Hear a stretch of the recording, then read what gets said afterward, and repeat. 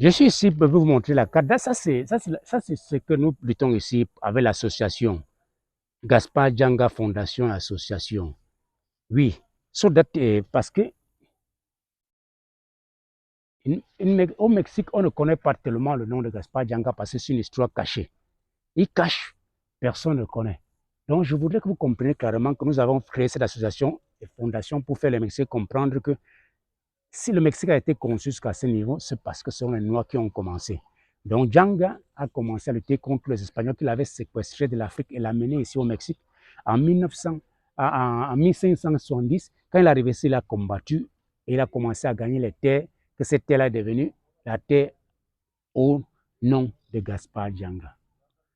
Mais l'histoire est cachée, personne ne parle de ça. Mais c'est pour ça que vous voyez, parce que quand les Espagnols sont arrivés ici, ils sont arrivés ici avec les soldats et la Bible. Et la Bible, c'était plus pour manipuler le cerveau. C'est pour ça que vous voyez que je parle plus de la Bible, pour que les gens comprennent quand même quel était le jeu des Blancs.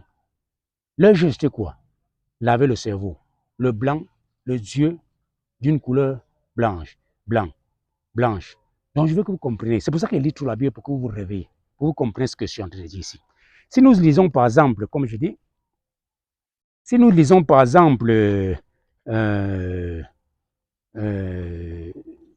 Ésaïe 40, verset 28, qui dit quand même que Dieu ne perd pas la force. Si Jésus est Dieu, pourquoi il perd la force chaque fois?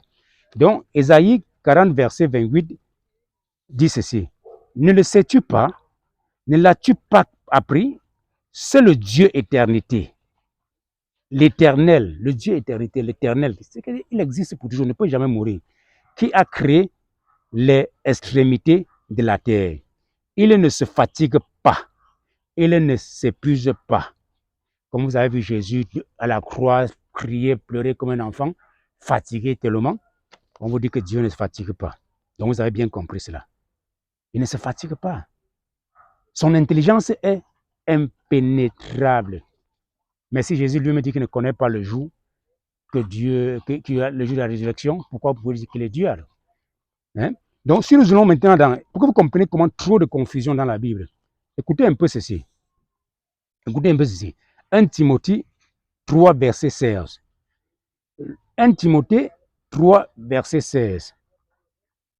Le mystère de la piété est le secret par lequel toute piété véritable est produite.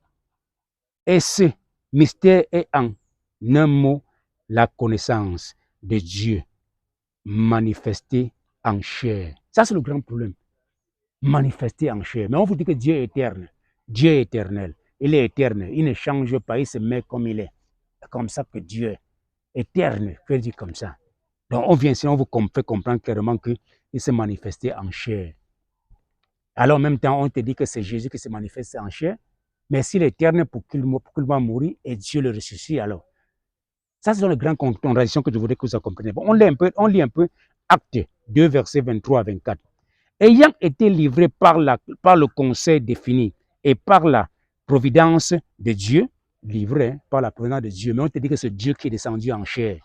Quelle honte! Vous l'avez pris et mis en croix et vous l'avez fait mourir. Vous, les hommes. Mais vraiment, si nous sommes ces créatures, comment on peut tuer Dieu alors?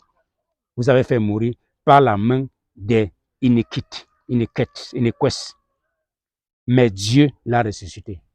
Mais c'est quoi ça? Mais Dieu l'a ressuscité. Mais vous dites qu'il est Dieu qui est descendu en chair. Mais Dieu l'a ressuscité. Mais c'est quoi alors? Qu'est-ce que vous voulez? Ça, c'est la confusion qu'on vous a fait comprendre et nous manipuler et nous contrôler. Et Dieu l'a ressuscité.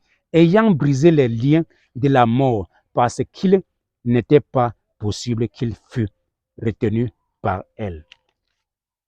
Qui l'a ressuscité? Dieu. Mais qu'est-ce que vous voulez? Mais vous dites que Jésus est Dieu qui est descendu. Mais mon frère, parfois, nous devons comprendre ce que nous sommes en train de dire. Mais n'oubliez pas une chose. Ce que vous voyez là, il faut bien retenir. C'est 1570. C'est une lutte que nous allons faire pour que le Mexique doit reconnaître Djanga. Jusqu'à on dit que vive l'indépendance, là on commence par ton nom. Ça, c'est un mouvement que nous allons lancer très fort. Par contre, on dit que vive Hidalgo. Si on demande Hidalgo, qu'est-ce que Hidalgo a fait pour le Mexique? Quand vous regardez l'histoire du Mexique, en 1910, là, Ils ont combattu les Français, alors que les Français n'ont jamais invadi le Mexique. Les Français n'ont jamais invadi le Mexique. Bon, alors, si tu voulais ton indépendance, il faut lutter contre les Espagnols comme le Djanga l'avait fait.